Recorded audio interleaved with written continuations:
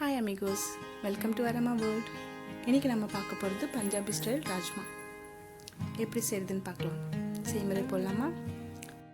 ஒரு 250 gram kidney been எடுத்துக்கோங்க. Red been சொல்லுவாங்க. அது ஒரு நைட் ஃபுல்லாக ஊற வச்சுடுங்க.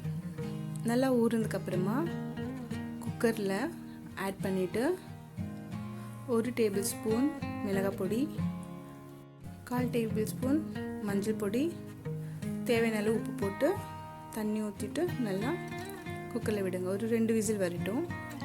அதுக்கப்புறமா ஒரு 2 பெரிய வெங்காயம் எடுத்துகிட்டு நல்லா கிரைண்ட் பண்ணி பேஸ்ட் பண்ணிக்கோங்க.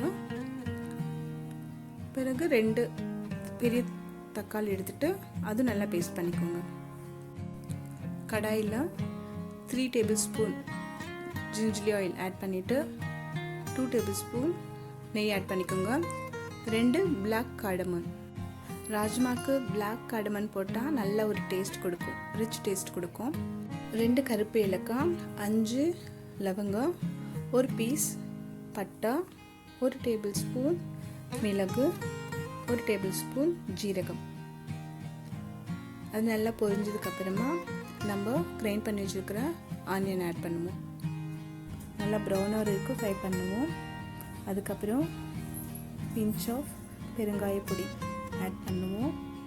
நல்லா கலரி விட்டுட்டு ஒரு 2 டேபிள் ஸ்பூன் இஞ்சி பூண்டு பேஸ்ட் ஆட் பண்ணலாம்.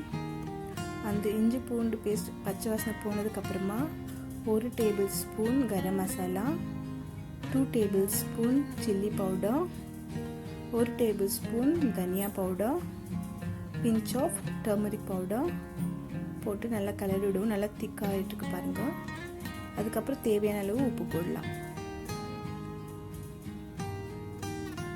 அதுக்கப்புறம் நம்ம அரைச்சி வச்சுருக்கிற தக்காளி பேஸ்ட் ஆட் பண்ணுவோம். தக்காளி பேஸ்ட் நல்லா பச்சை வாசனை போகிற வரைக்கும் நல்லா கிண்டி விட்டுட்டே இருக்கலாம்.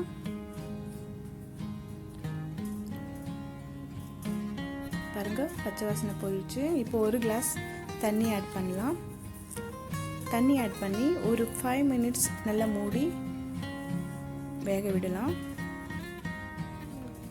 5 மினிட்ஸ்க்கு அப்புறமா பாருங்கள் அந்த திக்னஸ் கிடச்சிருக்கு இல்லையா. இப்போது நம்ம வேக வச்ச ரெட் பீன், கிட்னி பீன் எடுத்து அது தண்ணியோட பாருங்கள் நல்லா சாஃப்டாக வெந்திருக்கு. அந்த தண்ணியோட நம்ம அந்த கிரேவியில் ஆட் பண்ணலாம். கிரேவியில் ஆட் பண்ணிவிட்டு ஒரு 10 to 15 மினிட்ஸ் வேக விடலாம். ஏன்னா அந்த திக்னஸ் பதத்துக்கு வர்றது வரைக்கும். பாருங்கள், திக்னஸ் பதம் வந்துடுச்சு. நான் ரொம்ப திக்னஸ் விடல, ஏன்னா நான் ரைஸ் கூட ஆட் பண்ண போகிறதுனால கொஞ்சம் கிரேவி இருக்கட்டும். அதுக்கப்புறமா 1 கப்பில் கோகோனட் மில்க் ஆட் பண்ணுறேன். கோகோனட் மில்க் வேண்டான்றவங்க ஃப்ரெஷ் க்ரீம் ஆட் பண்ணலாம். நான் கோகோனட் மில்க் ஆட் பண்ணியிருக்கேன். அந்த டெக்ஸ்சர் நல்லா வரணுன்றதுக்காக. ராஜ்மாக்கு ஸ்பெஷல் ஃப்ரெஷ் க்ரீம், பட் நான் ஃப்ரெஷ் க்ரீம் ஆட் பண்ணால கோகோனட் மில்க் ஆட் பண்ணியிருக்கேன். கோகோனட் மில்க் ஆட் பண்ணி 2 மினிட்ஸ் மட்டும் விடுங்க, ஏன்னா ரொம்ப நேரம் கொதிக்க வேண்டாம். இப்போ கொத்தமல்லி ஆட் பண்ணிடலாம். ஃபைனலாக ஹியர் வி கோ, நம்ம டேஸ்டியான சுவையான rajma is ready to serve. இந்த ராஜ்மா சப்பாத்தி, தோசை, பூரி எல்லாத்துக்கும் நல்லா டேஸ்டியாக இருக்கும். ட்ரை பண்ணி பாருங்கள். இந்த வீடியோ உங்களுக்கு பிடிச்சிருந்தா லைக் பண்ணுங்கள், சப்ஸ்கிரைப் பண்ணுங்கள், கமெண்ட் பண்ணுங்கள். தேங்க்ஸ் ஃபார் வாட்சிங்.